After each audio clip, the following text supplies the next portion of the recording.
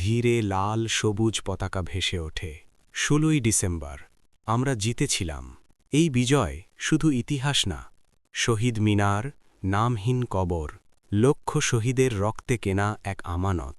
আজকের ব্যস্ত শহর, মানুষ মোবাইলে ব্যস্ত, কিন্তু আজ আমরা কি সেই আমানতের হক আদায় করছি?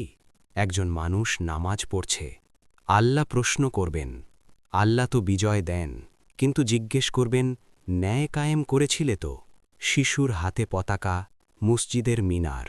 বিজয় মানে দায়িত্ব, বিজয় মানে শুধু পতাকা না, বিজয় মানে সত্য, ইনসাফ আর ঈমান বাঁচিয়ে রাখা। শিশুর দোয়া করছে, হে আল্লাহ, এই দেশকে জুলুম থেকে বাঁচাও আর আমাদের বিবেক জাগিয়ে দাও। পতাকা উড়ছে, এই বিজয় কি আমরা ধরে রাখতে পেরেছি? আপনি যদি মনে করেন বিজয় মানে দায়িত্ব, এই ভিডিওটা শেয়ার করুন, সাথে সাবস্ক্রাইব করুন।